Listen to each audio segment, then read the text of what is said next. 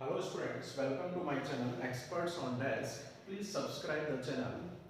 Our today's topic is system of linear equations and the solution of the system of linear equation. Before going to discuss about this topic, first of all we will understand the terms which I am using here.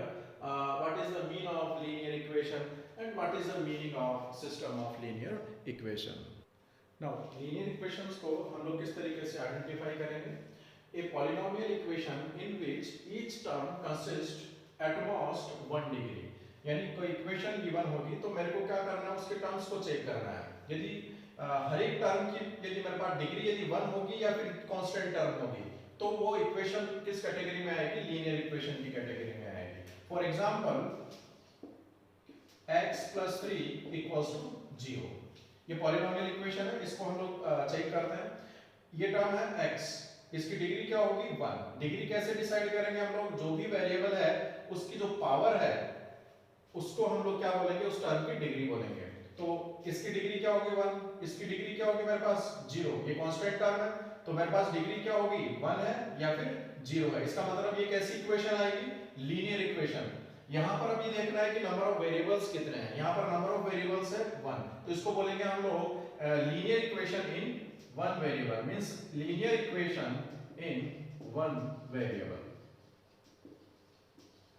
Similarly, we can define a linear equation more than 1 variable like this: 2x + y = 9। अब यहाँ पर भी देखिए इस term की degree क्या होगी? 1, क्योंकि यहाँ पर वेरिएबल की मैक्सिमम पावर क्या है? 1। यहाँ पर वेरिएबल है y, इसकी पावर है 1। अगेन इसकी डिग्री क्या होगी? 1। ये कांस्टेंट टर्म है, इसकी डिग्री क्या होगी? 0। तो ये भी मेरे पास क्या होगी? लीनियर इक्वेशन है, क्योंकि हर एक टर्म की जो पावर है, डिग्री है, वो क्या है? 1 है। Then linear equation in 2 variables. और इसी तरीके से हम लोग मोर देन 2 वेरिएबल्स में भी लीनियर इक्वेशन को डिफाइन कर सकते हैं। 3 वेरिएबल के लिए मेरे पास इक्वेशन किस फॉर्म में होगी? इस तरीके से होगी। यहाँ पर हर एक टर्म की जो डिग्री है वो क्या है? 1 है, तो ये मेरे पास क्या होगी? लीनियर इक्वेशन है। यहाँ पर वेरिएबल 3 है तो इसको बोलेंगे लीनियर इक्वेशन इन 3 वेरिएबल्स। एक और एग्जांपल देखें, xy + 3 = 0। ये चेक करना ये इक्वेशन मेरे पास लीनियर है या नहीं है। तो इस टर्म की डिग्री क्या होगी? देखिए ये x और y यहाँ वेरिएबल है, इसकी डिग्री 1 है, इसकी पावर 1 है, तो टोटल डिग्री क्या होगी? इन दोनों पावर को ऐड करना है, तो टोटल इस टर्म की जो डिग्री है वो कितनी हो गई? 2। तो इसका मतलब ये मेरे पास लीनियर इक्वेशन नहीं होगा। तो इस तरीके से हम लोग किसी इक्वेशन को आइडेंटिफाई कर सकते हैं कि ये मेरे पास लीनियर इक्वेशन होगी या नहीं होगी, और नंबर ऑफ वेरिएबल्स जितने भी हैं उसके अकॉर्डिंग हम लोग इस लीनियर इक्वेशन को डिफाइन कर सकते हैं। ओके, नाउ सेकंड टर्म है मेरे पास सिस्टम ऑफ लीनियर इक्वेशन। इसको समझने के लिए हम लोग एग्जांपल लेते हैं। For example x + 3 = 0। मेरे को एक इक्वेशन गिवन है और मेरे से पूछा गया है कि x की वैल्यू क्या होगी। तो x की वैल्यू हम लोग कैसे फाइंड आउट करेंगे? x = -3। ओके, ठीक है। अनदर एग्जांपल है x + y = 4, और मेरे से ये पूछा गया है x और y की वैल्यू क्या होगी। तो यहाँ पर मेरा आंसर क्या होगा? सर x की वैल्यू 1 हो सकती है, y की वैल्यू 3 हो सकती है, x की वैल्यू 2 हो सकती है, y की वैल्यू 2 हो सकती है, x की वैल्यू 0 हो सकती है, y की वैल्यू, मींस x और y की इनफाइनाइट वैल्यू ऐसी होगी जो इस इक्वेशन को सेटिस्फाई कर रही है। ठीक है, यदि मैं इसके साथ एक और इक्वेशन में दे दूं 2x - y = 9, अब मेरे को वैल्यू फाइंड आउट करनी है, मींस x और y की ऐसी कौन सी वैल्यू होगी जो दोनों इक्वेशन को सेटिस्फाई करे। तो इसके लिए मेरे को क्या करना है? इन दोनों इक्वेशंस को सोल्व करना है, और यहाँ पर मेरे पास क्या होगा? x और y की यूनिक वैल्यू आएगी। ठीक है, तो इसका मतलब क्या हो गया? यदि मेरे पास एक ही वेरिएबल में लीनियर इक्वेशन है तो मेरे पास एक लीनियर इक्वेशन से काम चल गया। यदि मेरे पास लीनियर इक्वेशन 2 वेरिएबल में है तो उसका यूनिक सॉल्यूशन फाइंड आउट करने के लिए मेरे को मिनिमम कितनी लीनियर इक्वेशन की रिक्वायरमेंट है? 2। इसी तरीके से यदि मेरे को 3 वेरिएबल में लीनियर इक्वेशन दे रखी है x + y - z = 3, 2x - y + z = 9 and x + y + z = 0, तो यहाँ पर कितने वेरिएबल्स हैं? 3 है, और इन 3 वेरिएबल्स की यूनिक वैल्यू फाइंड आउट करने के लिए मेरे को कम से कम कितनी लीनियर इक्वेशन की रिक्वायरमेंट है? 3। तो ये मेरे पास इनका जो मेरे पास कॉम्बिनेशन बनेगा इसी को हम लोग क्या बोलते हैं? System of linear equation. तो ये क्या हो गया मेरे पास, इन दोनों का कॉम्बिनेशन क्या हो गया, एक सिस्टम बन गया, system of linear equation. This is system of linear equation. तो सिस्टम ऑफ लीनियर इक्वेशन क्या है, लीनियर इक्वेशंस को यदि हम लोग एक साथ कंसीडर करेंगे तो वो क्या बन जाएगा, एक सिस्टम बन जाएगा, और जितने भी वेरिएबल्स हैं उन वेरिएबल्स की यूनिक वैल्यू यदि फाइंड आउट करनी है तो मेरे पास नंबर ऑफ इक्वेशन कितने होंगे, जितने की मेरे पास नंबर ऑफ वेरिएबल्स हैं। नाउ जो सिस्टम ऑफ लीनियर इक्वेशंस है उनका सॉल्यूशन हम लोग फाइंड आउट करेंगे यूजिंग मैट्रिसेस एंड डिटरमिनेंट। तो उसके लिए करना क्या है, मेरे को सबसे पहले जो सिस्टम ऑफ लीनियर इक्वेशंस है उसको मैट्रिक्स के फॉर्म में रिप्रेजेंट करना होगा। तो इसको रिप्रेजेंट कैसे करते हैं, देखिए मैं यहाँ पर 3 वेरिएबल्स के लिए एक लीनियर इक्वेशन का सिस्टम मैं कंसीडर कर रहा हूँ। तो इसको हम लोग मैट्रिक्स की फॉर्म में किस तरीके से रिप्रेजेंट कर सकते हैं, देखिए जितने भी कोएफिशिएंट हैं उनकी एक मैट्रिक्स फॉर्म करेंगे, a21 a22 a23 a31 a32 a33। Then variables हैं उनके लिए कॉलम मैट्रिक्स हम लोग डिफाइन करेंगे, एंड जो कांस्टेंट है मेरे पास जो राइट साइड में है उनके लिए हम लोग एक कॉलम मैट्रिक्स डिफाइन करेंगे। तो इस तरीके से ये जो मेरे पास सिस्टम है लीनियर इक्वेशंस का, इसको हम लोग मैट्रिक्स के फॉर्म में अरेंज कर सकते हैं, ठीक है। अब ये प्रॉब्लम होती है सर कि भाई इसको हम लोग मैट्रिक्स के फॉर्म में ऐसे कैसे अरेंज कर सकते हैं, तो चलो ठीक है, इस मैट्रिक्स को हम लोग फर्दर सॉल्व करते हैं। देखिए इसको मैं मल्टीप्लाई कर रहा हूं, इन दोनों को मल्टीप्लाई करेंगे तो मेरे पास क्या बनेगा, देखो इधर इस रो को इस कॉलम से मल्टीप्लाई करना, then a11x plus a12y plus a13z, then एक ही एलिमेंट होगा। सेकंड रो क्या बनेगी, a21x plus a22y plus a23z, then third row क्या बनेगी, a31x plus a32y plus a33z। Multiplication हो गया, which is equals to d1 d2 d3। ये दोनों मैट्रिक्स इक्वल है, और इक्वल होंगे तो इनके जो करेस्पॉन्डिंग एलिमेंट्स हैं वो भी इक्वल होने चाहिए। इसका मतलब क्या हो गया, ये एक्सप्रेशन किसके इक्वल आएगा, d1 which gives the first equation। इसी तरीके से ये किसके इक्वल होगा, d2 के इक्वल, तो ये सेकंड इक्वेशन देगा। ये किसके इक्वल होगा, d3 के इक्वल, तो ये क्या देगा मेरे को, थर्ड इक्वेशन देगा। तो इस सिस्टम ऑफ लीनियर इक्वेशन को हम लोग मैट्रिक्स के फॉर्म में इस तरीके से अरेंज कर सकते हैं। यहाँ पर दो चीजें ध्यान रखनी है। सबसे पहली चीज क्या है, ये जो मेरे पास सीक्वेंस है वो मेरे पास सेम होना चाहिए हर एक इक्वेशन के अंदर। लाइक यहाँ x आ रहा है, देन y आ रहा है, देन z की टर्म आ रही है, तो मेरे पास जितनी भी इक्वेशंस हैं उनके अंदर सबसे पहले x आना चाहिए, फिर y आना चाहिए, फिर z आना चाहिए। यदि बाय चांस यदि मेरे पास इनका ऑर्डर डिफरेंट है तो मेरे को उसको सिमिलर करना पड़ेगा। सेकंड थिंग, यदि मान लो कोई टर्म मेरे पास मिसिंग है, ठीक है, फॉर एग्जांपल ये y की टर्म नहीं है, तो यहाँ पर क्या करना है, मेरे को 0 कंसीडर करना है, 0 into y। Let's take an example, x plus z plus 2y equals to 3, 2x plus y minus z equals to 9, and x minus y minus z equals to 4। अब इसको मेरे को मैट्रिक्स की फॉर्म में arrange करना है। तो यहाँ पर देखिए x z y, ऑर्डर देखिए x y z, तो मेरे को करना क्या है, y की टर्म को पहले कंसीडर करना है, तो इसको थोड़ा सा मॉडिफाई करना है, और इक्वेशन किसमें बन जाएगी मेरे पास, x plus 2y plus z equals to 3। ठीक है, अब देखिए x y z की टर्म आ रही है, इसमें x y z की टर्म है, इसमें x y z की टर्म है, तो इसको किस तरीके से हम लोग एक्सप्रेस करेंगे, इनके कोएफिशिएंट है उनको as it is 1 2 1 as it is लिख लिया मैंने। इसके कोएफिशिएंट क्या है 2 1 -1, इनके कोएफिशिएंट क्या है 1 -1 -1, और मेरे पास वेरिएबल मैट्रिक्स होगी, इसको हमेशा कॉलम मैट्रिक्स की फॉर्म में रखना है, और जो कांस्टेंट है उसको कॉलम मैट्रिक्स की फॉर्म में अरेंज करना है।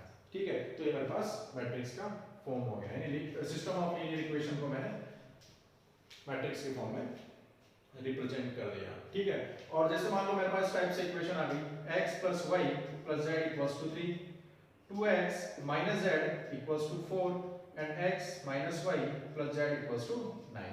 अब इसको मेरे को मैट्रिक्स के फॉर्म में अरेंज करना है, तो मैट्रिक्स के फॉर्म में रिप्रेजेंट करने के लिए कि देखो यहाँ पर x y z है, x y की टर्म नहीं है, तो इस इक्वेशन को थोड़ा मॉडिफाई करेंगे, और इसको हम लोग इस तरीके से लिखेंगे 2x into 0 into y minus z equals to 4, यानी सारी की सारी टर्म्स होनी चाहिए। अब हम लोग इसको मैट्रिक्स के फॉर्म में अरेंज कर सकते हैं। कोएफिशिएंट क्या होंगे इसके 1 1 1, यहां पर कोएफिशिएंट क्या होंगे 2 0 -1, यहां पर कोएफिशिएंट होंगे 1 -1 1, then variables which is equals to constant. ठीक है, तो इस तरीके से हम लोग सिस्टम ऑफ लीनियर इक्वेशन को मैट्रिक्स की फॉर्म में अरेंज कर सकते हैं। नाउ यहाँ पर टाइप्स हैं सिस्टम ऑफ लीनियर इक्वेशन, दो टाइप का हो सकता है, होमोजेनियस एंड नॉन होमोजेनियस। तो ये मेरे पास एक सिस्टम गिवन है, इसको हम लोग मैट्रिक्स की फॉर्म में अरेंज करना है। रिप्रेजेंट कैसे करेंगे मैट्रिक्स के फॉर्म में? a11 a12 a13 a21 a22 a23 a31 a32 a33, ये कोएफिशिएंट मैट्रिक्स हो गई। देन वेरिएबल मैट्रिक्स जो कि कॉलम मैट्रिक्स के फॉर्म में होती है, and these constant d1 d2 d3। Okay, तो ये मेरे पास क्या होगी? Coefficient matrix, right? It is represented as a। इसको मैंने कैपिटल A से रिप्रेजेंट किया है, इसको मैंने कैपिटल X से रिप्रेजेंट किया है, और ये जो मैट्रिक्स है इसको मैंने कैपिटल B से रिप्रेजेंट किया है। तो ये जो सिस्टम ऑफ लीनियर इक्वेशंस है उसको मैट्रिक्स के फॉर्म में हम लोग Ax = B के फॉर्म में रिप्रेजेंट कर सकते हैं। अब यहाँ देखिए, यदि d1 d2 d3 ये जो मेरे पास राइट साइड में जो कांस्टेंट टर्म्स आ रही है वो सारी की सारी जीरो हैं, तो मेरे पास जो ये सिस्टम बनेगा वो कैसा होगा? Homogeneous system. यानी ये जो B मैट्रिक्स है इस केस में क्या होगी? Zero. Means if B = 0 then system कैसा होगा? Homogeneous. Okay, if B is not equal to 0 means इनमें से कोई भी एक मेरे पास एलिमेंट नॉन जीरो है, ठीक है, यानी ये जो मैट्रिक्स बन रही है ये मेरे पास नॉन जीरो है, तो ये सिस्टम कैसा होगा? Non homogeneous.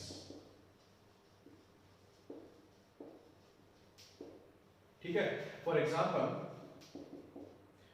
x + 2y + z = 0, x - y = 0 and 2x + y + z = 0। तो यहाँ देखिए कांस्टेंट टर्म क्या है? जीरो है, तो ये कैसा सिस्टम होगा? Homogeneous system of linear equation. और यदि यहाँ पर कोई सा भी एक नॉन जीरो हो गया, फॉर एग्जांपल मैंने इसको 1 रख दिया, अब ये कैसा सिस्टम हो गया? Non homogeneous system of linear equation. तो इस तरीके से हम लोग सिस्टम को आइडेंटिफाई कर सकते हैं, ये होमोजेनियस है या फिर नॉन होमोजेनियस सिस्टम है। नाउ हमारा मेन टास्क क्या है? जो सिस्टम ऑफ लीनियर इक्वेशन दे रखा है उसका सॉल्यूशन क्या होगा। और सॉल्यूशन से मतलब होता है जितने भी वेरिएबल्स मैं कंसीडर कर रहा हूँ लीनियर इक्वेशन के अंदर, तो उन वेरिएबल्स की वैल्यू कौन कौन सी होगी जो लीनियर इक्वेशंस को साइमल्टेनियसली सेटिस्फाई कर रही है। तो एक एग्जांपल से इनके सॉल्यूशन को समझते हैं हम लोग।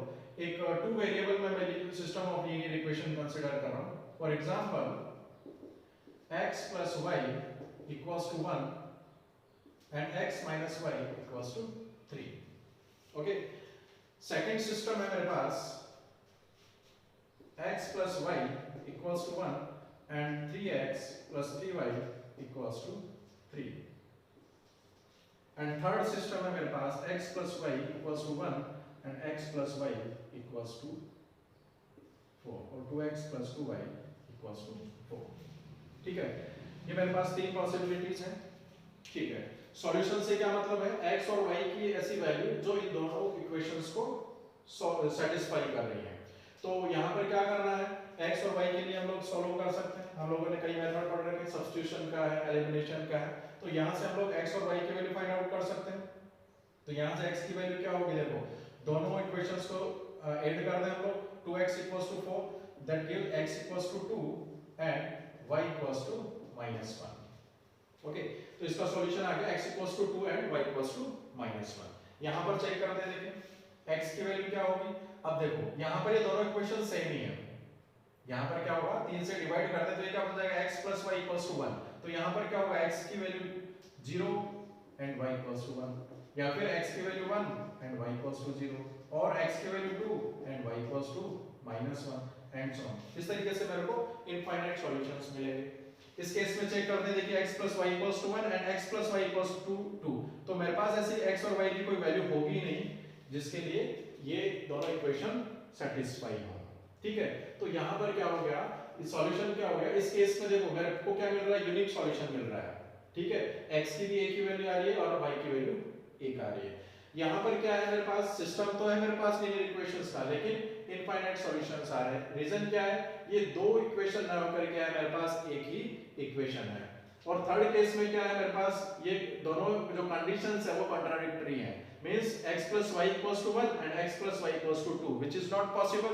इसका मतलब x और y की ऐसी वैल्यू पॉसिबल नहीं होगी। इसका मतलब क्या हो गया, इन दोनों केस में तो मेरे को क्या मिल रहा है, सॉल्यूशन मिल रहा है, लेकिन इस केस में मेरे को इस सिस्टम का सॉल्यूशन नहीं मिल रहा है। तो इस टर्मिनोलॉजी से, इस कांसेप्ट से हम लोग एक टर्म डिफाइन करते हैं, consistency and inconsistency of system of linear equation. देखिए इनको हम मैट्रिक्स के फॉर्म में रिप्रेजेंट करते हैं। ये क्या हो गया, 1 1 1 minus 1 x y and it equals to 1 3। इसको मैट्रिक्स के फॉर्म में अरेंज करें, then 1 1 3 3 x y equals to 1 3 and this system becomes 1 1 2 2 which is equals to 1 4। ठीक है, तो इन तीनों कंडीशंस में कुछ स्पेशलिटी है। देखो ये कोफिशिएंट मैट्रिक्स है और इसके करस्पॉन्डिंग यदि हम लोग डिटरमिनेंट डिफाइन करें 1 1 1 minus 1, तो इसकी वैल्यू क्या होगी, -2 which is not equal to 0। यहां पर देखिए इसके डिटरमिनेंट की वैल्यू क्या होगी, डिटरमिनेंट की वैल्यू क्या होगी, यहां पर 0 होगी, 3 - 3 0। यहां पर डिटरमिनेंट की वैल्यू क्या होगी, 0। तो यहां से कंडीशन हम लोग डिसाइड कर सकते हैं कि यदि मेरे पास यूनिक सॉल्यूशन मिल रहा है तो उस केस में कोफिशिएंट जो मेरे पास मैट्रिक्स है उसके करस्पॉन्डिंग जो डिटरमिनेंट होगा उसकी वैल्यू नॉन जीरो होगी। लेकिन इनफाइनाइट के केस में और नॉन सॉल्यूशन के केस में मेरे पास जो कंडीशन है वो क्या होगी, जो कोफिशिएंट मैट्रिक्स है उसके करस्पॉन्डिंग डिटरमिनेंट की वैल्यू हमेशा क्या होगी, 0 होगी। इसको हम लोग आगे सॉल्यूशन के केस में फर्दर डिटेल में डिस्कस करेंगे। नाउ यहाँ पर सॉल्यूशन से रिलेटेड हम लोग लीनियर इक्वेशंस के सिस्टम को दो टाइप से डिफाइन कर सकते हैं। कंसिस्टेंट सिस्टम, कंसिस्टेंट का मतलब क्या है, if system of linear equation has solution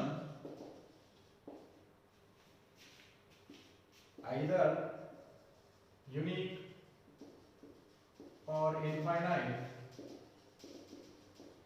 then system is said consistent। ठीक है, यदि मेरे पास लीनियर इक्वेशंस का जो सिस्टम दे रखा है उसका यदि मेरे पास सॉल्यूशन एग्जिस्ट करता है, और सॉल्यूशन हमने अभी चेक किया था, सॉल्यूशन या तो यूनिक हो सकता है या फिर इनफाइनाइट हो सकता है, तो दोनों ही केस के अंदर मेरे पास जो सिस्टम बनेगा इस सिस्टम को हम लोग क्या बोलेंगे, कंसिस्टेंट सिस्टम। और यदि मेरे पास सॉल्यूशन नहीं है, if there does not exist solution of system of linear equation,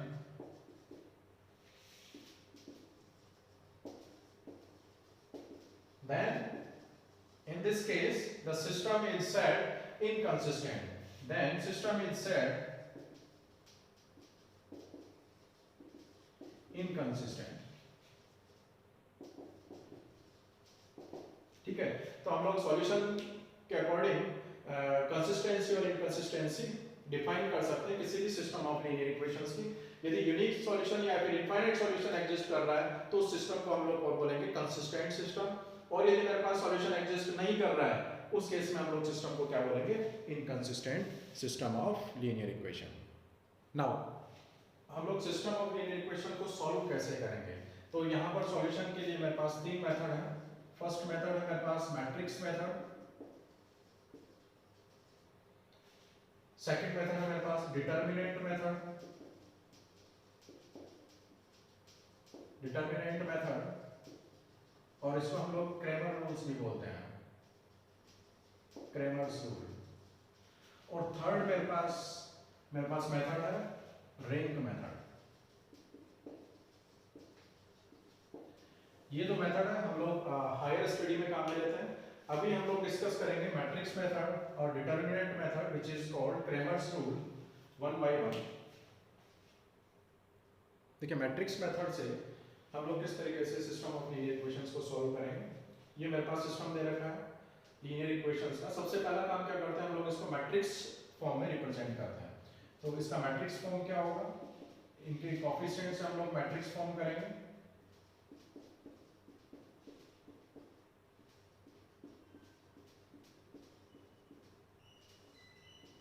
then column matrix of variables and then column matrix for constants. तो इस तरीके से हम लोग इस सिस्टम को मैट्रिक्स फॉर्म में रिप्रेजेंट कर सकते हैं। इसको मैं डिनोट कर रहा हूं a से, and this is x which is equals to b। a क्या है यहां पर कोएफिशिएंट मैट्रिक्स, x क्या है यहां पर वेरिएबल मैट्रिक्स, और b क्या है मेरे पास जो कांस्टेंट से मैट्रिक्स बनी है, कॉलम मैट्रिक्स बनी है, उसको मैं b से रिप्रेजेंट कर रहा हूं। ठीक है, अब मेरे को x की वैल्यू फाइंड करनी है। मींस सॉल्यूशन से मतलब क्या है, जो वेरिएबल्स हैं उनकी वैल्यू फाइंड आउट करनी है जो इन तीनों इक्वेशंस को साइमल्टेनियसली सेटिस्फाई कर रही है। तो इसके लिए क्या करना है, x y z की वैल्यू मेरे को फाइंड करनी है। तो ये एक्सप्रेशन आएगा ax b। क्या करना है, यहां से a को एलिमिनेट करना है। तो कैसे कर सकते हैं, a इनवर्स से प्री मल्टीप्लाई कर दें equals to a inverse b। Inverse से प्री मल्टीप्लाई कर रहा है यानी इनवर्स एग्जिस्ट कर रहा है, यानी a कैसा होना चाहिए, a is non singular matrix. उसी केस में मैं इसका इनवर्स डिफाइन कर सकता हूं। इसका मतलब क्या होगा, determinant of a is not equal to 0। ये कंडीशन सेटिस्फाई होनी चाहिए। देन ax ये कितना हो गया i, then x equals to क्या हो गया a इनवर्स b। तो यूनिक सॉल्यूशन मेरे को यहां से मिलेगा when determinant of a is not equal to 0। करना क्या है, जो कोएफिशिएंट मैट्रिक्स है उसका इनवर्स फाइंड करके उसको इस कॉलम मैट्रिक्स से मल्टीप्लाई कर देंगे तो मेरे पास क्या मिलेंगे, जो वेरिएबल्स हैं उनकी वैल्यू मिलेगी। यहां पर हम लोग कंसिस्टेंसी और इनकंसिस्टेंसी चेक करते हैं। देखिए तो यहां पर तीन केस बनते हैं मेरे पास। If determinant of a is not equal to 0, में जो कोएफिशिएंट मैट्रिक्स है उसके करस्पॉन्डिंग जो डिटरमिनेंट है उसकी वैल्यू यदि मेरे पास नॉन जीरो है, उस केस में मेरे पास सिस्टम कैसा होगा, कंसिस्टेंट। सिस्टम कंसिस्टेंट होगा और यहां पर जो सॉल्यूशन मिलेंगे वो कैसे होंगे, यूनिक सॉल्यूशन होंगे। ठीक है, सेकंड केस है मेरे पास if determinant of a equals to 0। Determinant of a की वैल्यू क्या है, 0। तो प्रीवियस एग्जांपल में मैंने देखा था यदि कोएफिशिएंट मैट्रिक्स के करस्पॉन्डिंग डिटरमिनेंट की वैल्यू 0 होगी तो सॉल्यूशन या तो इनफाइनाइट होंगे या फिर इनकंसिस्टेंट होगा या फिर उसके कोई सॉल्यूशन नहीं मिलेंगे। तो डिटरमिनेंट ऑफ a 0 हो और इसके साथ साथ यदि adjoint of a into b की वैल्यू 0 हो तो इस केस में भी मेरे पास क्या होगा, सिस्टम कंसिस्टेंट रहेगा। और सॉल्यूशन कितने होंगे उसके, इनफाइनाइट सॉल्यूशन होंगे। मींस x और y की इनफाइनाइट वैल्यूज होंगी जो गिवन सिस्टम को सेटिस्फाई करेंगी। तो यहां पर क्या करना है, डिटरमिनेंट ऑफ a 0 हो गया तो मेरे को इसको चेक करना पड़ेगा, adjoint of a into b। If this is 0 then system is still consistent but has infinite solution। थर्ड केस बनता है मेरे पास if determinant of a equals to 0 and adjoint of a into b is non-zero। इस case में मेरे पास system क्या होगा, inconsistent। और inconsistent का मतलब क्या होता है, no solution, no solution। ठीक है, तो इस तरीके से हम लोग मैट्रिक्स मेथड से वेरिएबल्स की वैल्यू फाइंड आउट कर सकते हैं और सिस्टम को सॉल्व कर सकते हैं। करना क्या है, सबसे पहले जो इक्वेशंस दे रखी है उनको मैट्रिक्स फॉर्म में अरेंज करना है, फिर चेक करना है जो कोएफिशिएंट मैट्रिक्स है उसके डिटरमिनेंट की वैल्यू। यदि उसके डिटरमिनेंट की वैल्यू नॉन जीरो है तो मेरे को फर्दर सॉल्व करना है, उसका सॉल्यूशन क्या होगा, यूनिक होगा। यदि डिटरमिनेंट ऑफ a की वैल्यू 0 हो गई तो मेरे को चेक करना है adjoint of a into b। यदि ये भी 0 है तो उस केस में हम लोगों को क्या कहना है, जो सिस्टम दे रखा है उसके इनफाइनाइट सॉल्यूशंस होंगे। और यदि adjoint of a into b की वैल्यू मेरे पास नॉन जीरो हो गई तो मेरे को क्या बोलेंगे, मेरे को क्या बोलना है, जो सिस्टम है वो क्या होगा, इनकंसिस्टेंट, यानी सिस्टम का कोई सॉल्यूशन एग्जिस्ट नहीं करेगा। ठीक है, मैट्रिक्स मेथड से हम लोग सिस्टम ऑफ लीनियर इक्वेशंस को कैसे सॉल्व करेंगे, एक एग्जांपल से देखते हैं। ये सिस्टम दे रखा है, सबसे पहले हम लोग इसको मैट्रिक्स फॉर्म में रिप्रेजेंट करेंगे इस तरीके से। कोएफिशिएंट मैट्रिक्स हो गई, ये मेरे पास वेरिएबल मैट्रिक्स है और यहाँ पर ये कांस्टेंट के लिए कॉलम मैट्रिक्स आ गई। इसको मैं रिप्रेजेंट कर रहा हूँ a से, then ax equals to b। Okay, a क्या है यहाँ पर, कोएफिशिएंट मैट्रिक्स। तो सबसे पहले हम लोग जब भी लीनियर इक्वेशन को सॉल्व करेंगे तो जो कोफिशिएंट मैट्रिक्स है उसके डिटरमिनेंट की वैल्यू फाइंड आउट करेंगे, ठीक है। क्योंकि सबसे पहले हम लोग ये चेक करेंगे लीनियर इक्वेशन का जो सिस्टम है वो कंसिस्टेंट है या नहीं है। कंसिस्टेंट का मतलब इसके सॉल्यूशन एग्जिस्ट करेंगे या फिर नहीं करेंगे। तो डिटरमिनेंट की वैल्यू क्या होगी इसकी 1 2 1 1 1 minus 1 and minus 1 1 1। इसके डिटरमिनेंट की वैल्यू देखो 1 into 1 plus 1 then minus 1 2 minus 1 and then minus 1 minus 2 minus 1। तो इसकी वैल्यू कितनी होगी 2 then minus 1 minus 2 minus 3 plus 3 that equals to 4। तो डिटरमिनेंट a की वैल्यू क्या होगी 4, नॉन जीरो है। इसका मतलब ये जो सिस्टम है वो कंसिस्टेंट है और इसके जो सॉल्यूशंस हैं वो क्या होंगे यूनिक सॉल्यूशंस होंगे। और सॉल्यूशन फाइंड आउट करने के लिए मेरे पास क्या मेथड है x a इनवर्स b। और a इनवर्स की वैल्यू क्या होती है adjoint of a divided by determinant of a, like, ठीक है। तो मेरे को क्या फाइंड करना है सबसे पहले adjoint of a। Adjoint of a equals to किसी भी मैट्रिक्स का एडजॉइंट मैट्रिक्स कैसे फाइंड आउट करते हैं, कोफैक्टर जो एलिमेंट्स है उनका कोफैक्टर से मैट्रिक्स फॉर्म करेंगे और उसका ट्रांसपोज लेंगे। तो इसका कोफैक्टर क्या होगा 1 का 1 plus 1 2, इसका cofactor 2 minus 1 1 with sign negative then minus 1, इसके लिए कोफैक्टर क्या होगा -2 and -1 -3। इसी तरीके से 2 का कोफैक्टर क्या होगा 1 and 1 0, इसके लिए कोफैक्टर 1 and -1 -2 then 2, इसके लिए कोफैक्टर क्या होगा -1 -1 that gives -2 with sign minus then 2। तो इस तरीके से हम लोग कोफैक्टर फाइंड कर सकते हैं। 2 इसके लिए कोफैक्टर क्या होगा 1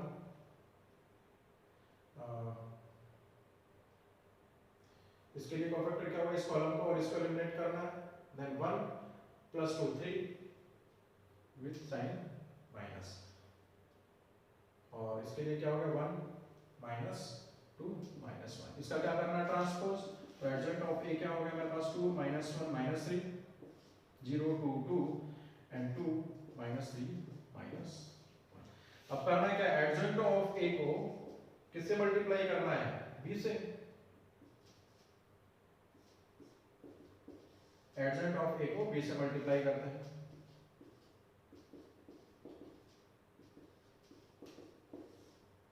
b मैट्रिक्स का 1 2 2, देखिए मल्टीप्लिकेशन करेंगे। मल्टीप्लाई किया 2 plus 0 plus 2, 2 plus 2 कितना हो गया 4, सॉरी 2 plus 0 plus 4, 4 plus 2 कितना हो गया 6। देन सेकंड रो क्या होगी -1 plus 4 minus 1 plus 4 minus 6। Third row क्या होगी मेरे पास -3 plus 4 minus 2। तो मैट्रिक्स क्या होगी मेरे पास 6, इसको सॉल्व करेंगे तो कितना हो गया 7 -7 plus 4 -3 and it is 4 and -1, ठीक है। तो मेरे पास x की वैल्यू किसके इक्वल होगी और x किसके इक्वल है x y z, which is equals to adjoint of a to b divided by determinant of a, means 1/4 multiplied by 6 minus 3 and -1, ठीक है। 1/4 से 4 को मल्टीप्लाई करेंगे हर एक एलिमेंट से और कंपेयर करेंगे तो यहाँ कंपैरिजन से देखो x की वैल्यू किसके इक्वल आएगी 6/4, then x equals to 6/4 which is equals to 3/2। इसी तरीके से y की वैल्यू क्या होगी -3/4, कंपेयर करना है देन z की वैल्यू क्या होगी मेरे पास -1/4। तो इस तरीके से हम लोग मैट्रिक्स मेथड से सिस्टम ऑफ लीनियर इक्वेशन को सॉल्व कर सकते हैं। तो सेकंड मेथड है मेरे पास सॉल्यूशन का डिटरमिनेंट मेथड, और इस मेथड को हम लोग क्रैमर्स रूल्स के नाम से भी जानते हैं। इसके लिए हम लोग क्या करेंगे एक सिस्टम दे रखा है मेरे को लीनियर इक्वेशंस का। सबसे पहला काम करते हैं मैट्रिक्स फॉर्म में उसको रिप्रेजेंट करेंगे, ठीक है। और फिर हम लोग एक डिटरमिनेंट डिफाइन करेंगे ये जो कोफिशिएंट मैट्रिक्स है उसके करस्पॉन्डिंग, और इसको मैंने डेल से रिप्रेजेंट किया a11 a12 a13 a21 a22 a23 a31 a32 a33, ठीक है। ये डिटरमिनेंट y z की वैल्यू फाइंड करनी है। तो देखो हम लोग किस तरीके से फाइंड करते हैं। x को इस डिटरमिनेंट से मल्टीप्लाई कर दें,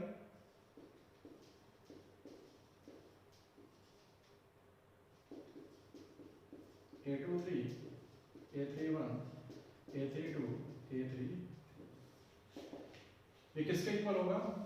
देखिए x को किसी भी रो या किसी भी कॉलम से मल्टीप्लाई कर रहे हैं तो ये किसके इक्वल होगा? x a11 x a21 x a31, और ये कोएफिशिएंट एज इट इज रहेंगे।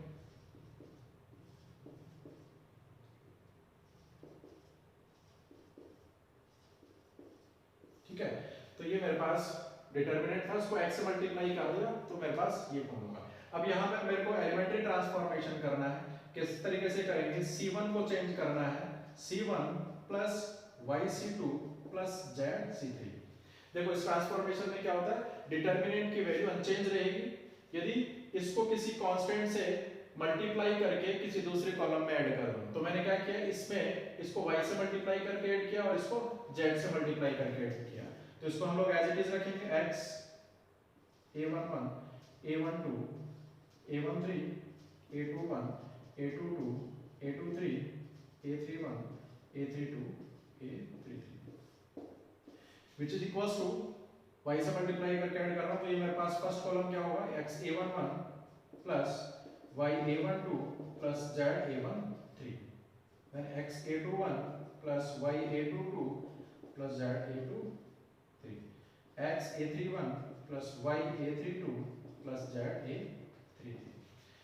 सेकंड और थर्ड कॉलम मेरे पास एज इट इज रहेगा।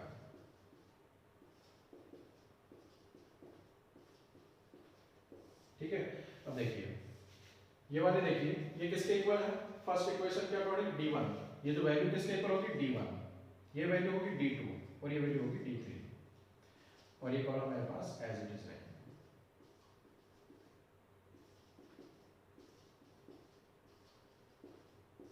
देन डिटरमिनेंट, तो देखिए x इनटू दिस, इस डिटरमिनेंट को मैं रिप्रेजेंट कर रहा हूं del 1 से। इस डिटरमिनेंट की वैल्यू del 1 है, तो मेरे पास इक्वेशन क्या होगी? x into del equals to del 1। तो x की वैल्यू क्या होगी मेरे पास? del 1 upon del। ठीक है, तो इस तरीके से हम लोग x y z की वैल्यू फाइंड आउट कर सकते हैं।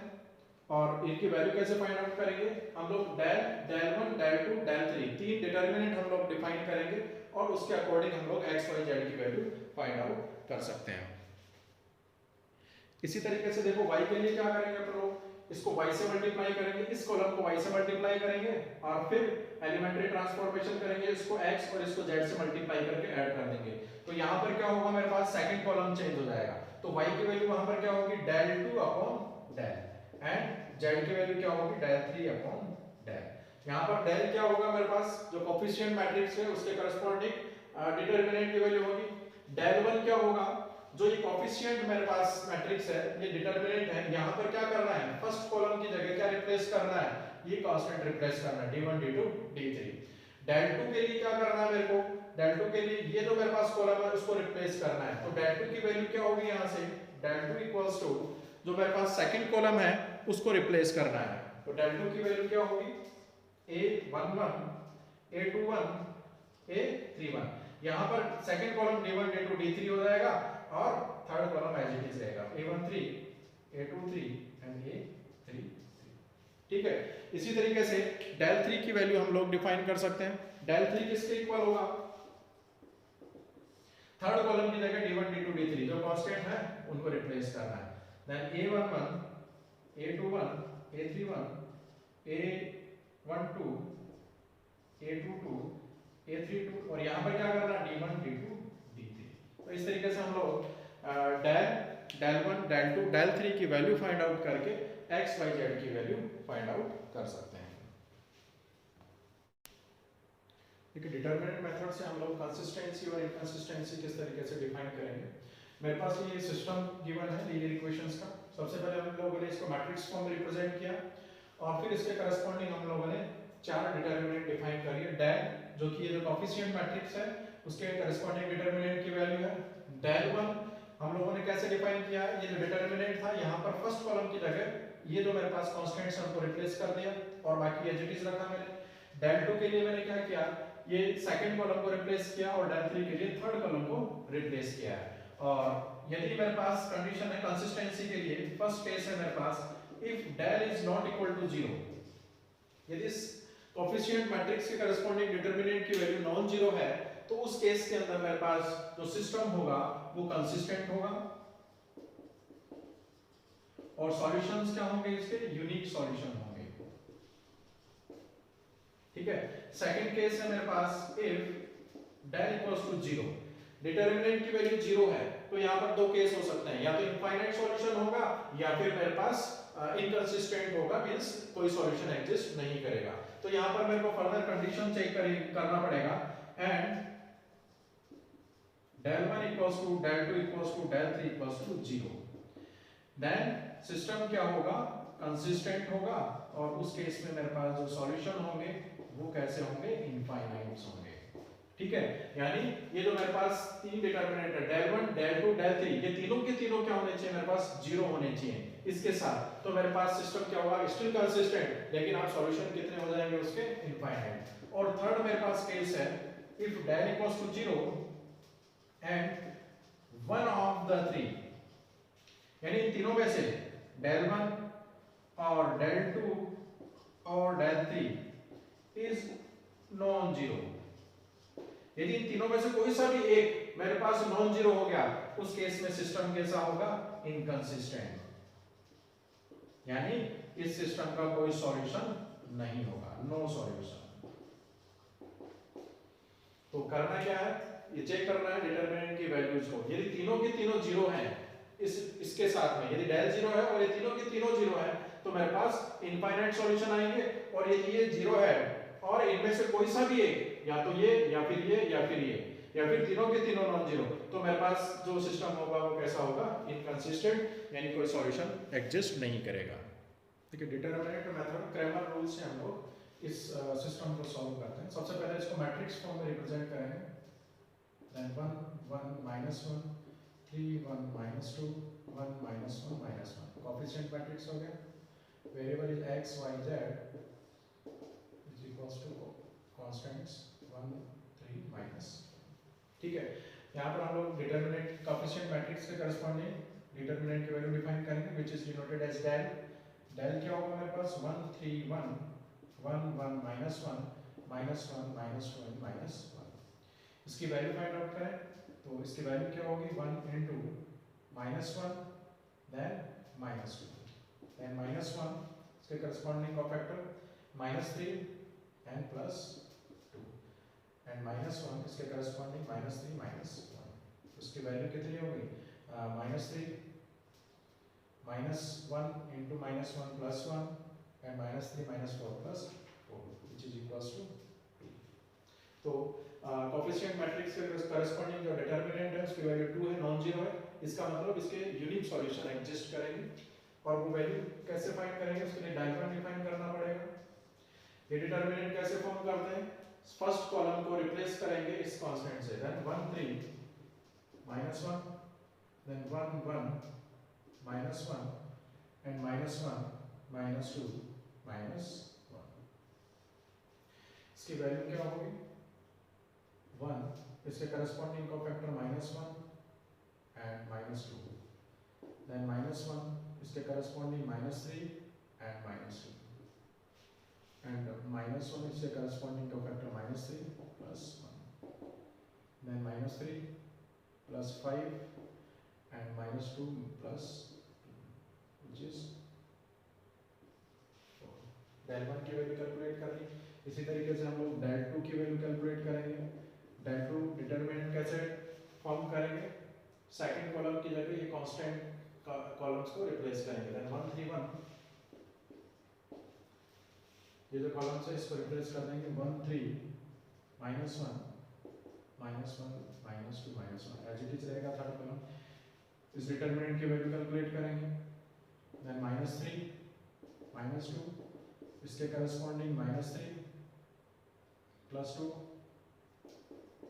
और इसके करस्पॉन्डिंग का फैक्टर क्या होगा, -3 and -2 which gives -5 and +1 and +6 2।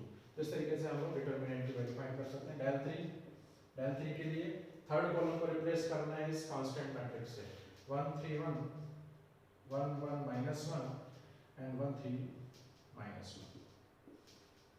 इसकी वैल्यू क्या होगी देखिए 1 और इसके करस्पॉन्डिंग को फैक्टर -1 + 3 -1, इसके करस्पॉन्डिंग का फैक्टर -3 एंड -3 एंड इसके करस्पॉन्डिंग को फैक्टर। इस तरीके से हम लोग डेल 1 डेल 2 डेल 3 की वैल्यू फाइंड कर सकते हैं। -3 एंड -1,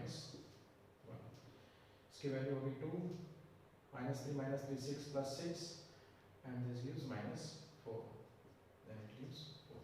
तो मेरे पास वैल्यू क्या होगी x किसके इक्वल होता है डेल 1 अपॉन डेल, और डेल 1 की वैल्यू कैलकुलेट कर लिया हमने 4/2, डेल की वैल्यू है 2 then divided by 2, तो x की वैल्यू क्या होगी 2। सिमिलरली y की वैल्यू कैसे फाइंड करते हैं डेल 2 अपॉन डेल 2 की वैल्यू 2 है, डेल की वैल्यू 2 है, तो इसकी वैल्यू क्या होगी 1, और z की वैल्यू क्या होती है डेल 3 डिवाइडेड बाय डेल 3 की वैल्यू 4 और डेल की वैल्यू 2, तो इसकी वैल्यू क्या होगी 2, तो x y z की वैल्यू क्या होगी मेरे पास 2 1 2। तो इस तरीके से हम लोग डिटरमिनेंट और क्रैमर रूल से सिस्टम ऑफ लीनियर इक्वेशंस को सॉल्व कर सकते हैं। देखिए होमोजेनियस सिस्टम के केस में मेरे पास क्या कंडीशंस हो सकती हैं। ये मेरे पास homogeneous system of linear equations है, क्योंकि यहाँ पर जो कांस्टेंट है वो सारे के सारे जीरो हैं, यानी जो मैट्रिक्स बन रही है B वो क्या है मेरे पास 0। तो सबसे पहले हम लोग डिटरमिनेंट जो कोएफिशिएंट मैट्रिक्स से डिटरमिनेंट बनेगा इसकी वैल्यू हम लोग फाइंड करेंगे।